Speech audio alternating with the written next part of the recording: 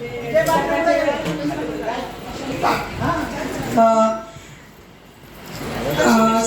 माझ्या बंधू भगिनींना विठ्ठल चरणी सगळ्यांचं मी इथे स्वागत करत आहे। आज इथे सगळे म्हणजे नवी मुंबईमधील किंवा घनसोली गाव आजूबाजूचे सगळे 4-5 गाव सगळ्या लोकांना इथे मी सहर्ष स्वागत करत आहे। विठ्ठल चरणी प्रार्थना करत आहे की आज सगळेजण इथे वारकरी आपल्या आषाढी निमित्ताने दर्शनासाठी आले आणि त्या निमित्ताने सर्वांची एकच इच्छा आहे की आपले बाबा म्हणजे आपले दिबा पाटील साहेब यांचे नाव आपल्या आंतरराष्ट्रीय विमानतळाला मिळावे, त्यासाठी आपण खूप प्रयत्न करत आहोत। उपोषण चालू आहेत, मोर्चे चालू आहेत, भरपूर काय काय चालू आहेत आणि भरपूर आपल्या आगरी कोळ्यांचे मराठ्यांचे सर्वांचा आपल्याला सपोर्ट आहे। आणि त्या निमित्ताने आता मागे पण एक उपोषण झालं, त्याच्यामध्ये आमची मैत्रीण रश्मिता बोपेटा ती सुद्धा बसलेली आणि आता 2 तारखेला आपल्या दिबाबाबांचे नाव आंतरराष्ट्रीय विमानतळाला मिळावे, त्यासाठी 2 तारखेला जशी आपण आज इथे माऊलींच्या चरणी वारी घेऊन आल्यात, आज 5 गाड्या भरून आल्यात, तर माझी अशी इच्छा आहे की ज्यांना जमेल, ज्यांना जमत असेल त्यांनी 2 तारखेला आपल्या दिल्लीमध्ये आपला 500 लोकांची परमिशन आहे, अजून 200 लोकांची वाढली आहे असं आपले लाडके जगदीश दादा गायकवाड यांनी आम्हाला सांगितलंय। तर जेवढ्यांना जमेल तेवढ्यांनी त्या संख्येने निघा। जसं तुम्ही या वारीला आलात तर तिथे तुम्हाला नाही पण तुमच्या घरातला एक जरी माणूस गेला ना तरी आपलं नाव राहील। आज कुठून कुठून लोक जातात। आता तुम्ही मागे बघितलं की आपल्याच मुलांसाठी जर नेटचा पेपर लीक झाला, त्या निमित्ताने जो मोर्चा लागला, मुलांना किती लाठी अत्याचार केला तुम्ही बघितलं असेल। जर ते मुलं आपल्या भविष्यासाठी आपला प्राणही गमवायला तयार आहेत, आज आपण या गाडी घोड्या दागिने सोनं चांदी घालून आपण वावरतो। खरंच सांगते मी तुम्हाला, त्या काळी आपली जमीन एकर 2000 म्हणजे 1 एकर 2000 म्हणजे घेतली जाणार होती, घेणारच होते, त्यांचं सगळं झालेलं। त्या निमित्ताने आपल्याला फक्त 2000 रुपये आपल्या हातात ठेवणार होते आणि आपला जागेचा हक्क सोड आपल्याकडनं घेणार होते। पण तुम्ही विचार करा, एखादा तेव्हा तर आपले लोक शिकलेले पण नव्हते आणि कोणाला माहिती पण होते 2000 म्हणजे ते साली म्हणजे 2 करोड व्हायला असतं, तर लोक नाही नसते बोलली, घेतलं असते, कारण की आपले लोक शिकलेली नव्हती तेव्हा। पण आता आपण शिकलेले आहोत, आपल्याला माहिती आपल्या पुढचं भविष्य काय, आपल्या मुलांचं भविष्य काय। तर माझं असं म्हणणं आहे, कधीही आपल्या समाजाचं, जसं दादाने समाजासाठी एवढ्या समाजाला एकत्र आणणं खाऊन नाहीये, 5 माणसांना घेऊन जावायचं बोललं तरी कोणाची ताकद नव्हती, उद्या तिला ठेस लागली तर मेली तर वाटतं ना प्रत्येकाच्या मनात, बाबा आईला नेली नाची मेली, पण ही हिम्मत दादांनी दाखवली। आज एवढ्या वारकरी वर्ष घडवलाय आणि दादाचं खरंच मनापासून धन्यवाद सगळ्यांचं।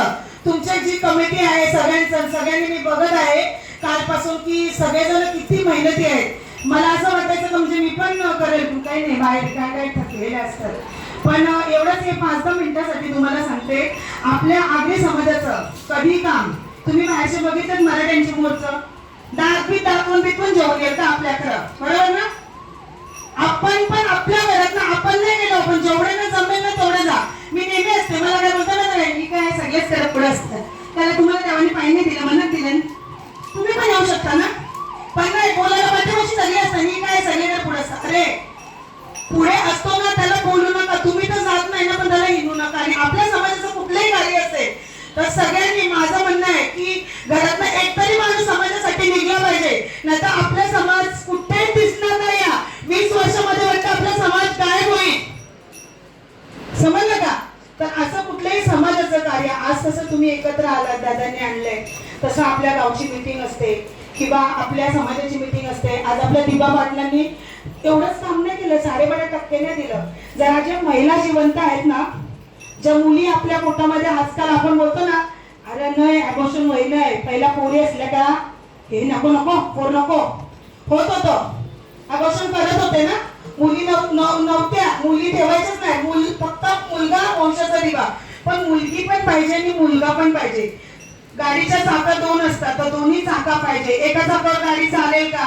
नाही। तर माझं असं म्हणणं आहे, जर आज दिवाबाबांनी आपण ज्या महिला सगळ्या आहोत ना जिवंत, तर दिवा पाटील साहेबांच्या आपल्यावर खूप उपकार आहे, खूप म्हणजे खूप. आज जर त्यांनी भ्रूण हत्या थांबवलं नसतं, सिंहाचा वाटा त्यांचाच आहे. सगळ्यात मोठा सिंहाचा वाटा म्हणजे हीच कामं नाही, अजून भरपूर कामं आहेत की असं आपल्यासाठी केलं तर 12.5% आपल्याला जो मिळाला ना, तो बोलतो ना 1 रुपयांशी आपल्याला 4 आणे मिळले ना, ते फक्त त्यांच्यामुळे, या देवामुळे. आज हा देव नसता ना तर आपण पण आज भाड्याच्या खोलीत पण नसतो आपली गावाची अवकात. आज या लोकांचं झोपडं बनवून टाकताना तैशी पण आपल्याला ठेवली नसती या लोकांनी. आज त्यांच्यामुळे आपल्याला 12.5% आहे, भ्रूण हत्या थांबवल्या आहेत, भरपूर जो आपल्यासाठीच नाही तर पूर्ण आपल्या भारतासाठी त्यांनी हा सगळ्यांना केलाय. तर आपल्याला 12.5 मिळले म्हणून आग्रहात मिळले नाहीसं नाही, सगळ्यांना मिळले.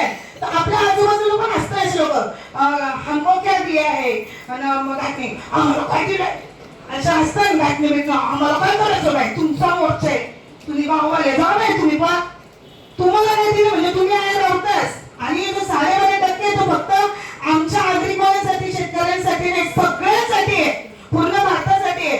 तर एवढंच आहे म्हणणं की कधीही मोर्चा असला, काही असलं, आणि 2 तारखेला आहे, जेवढ्यांना जमेल, जेवढ्यांना जमत असेल त्यांनी काहीतरी तिकिटाचे पैसे आहेत आणि ट्रेननी आहे, प्लेननी आहे, कसं वाया कोणाला कसं जाता येईल त्यांनी जा. आणि सगळ्या स्त्रियांना सांगते, कधी काय प्रॉब्लेम असेल तर तुम्ही आज इकडे आला, तुम्हाला किती आनंद वाटला, वाटला का नाही वाटला? आता सगळ्यांनी थोड्या वेळा दादा गाणी बोलतील, उठायचा आणि नाचायचा. आणि सगळ्यात वंदन आपल्या, पहिलं वंदन आपल्या, जसं आपण आपल्या देवाला करतो, छत्रपती शिवाजी महाराजांना करतो. आज आपण हिंदू आहोत, छत्रपती शिवाजी महाराजांमुळे आहोत, नाही तर आपण पण बुरखा वगैरे घालून कुठेतरी असतो, पण आज त्यांच्यामुळे आपण आहोत आणि यांच्यामुळे पण आपण आहोत. तर जसं आपण देवाला म्हणतो, जेव्हा असं आपल्या दिवाबाबांचं काही कार्य असेल तर सगळ्यांनी एकत्र, एवढीच विनंती आहे. आणि तुमच्या कार्यक्रमाला सुरुवात होऊ द्या.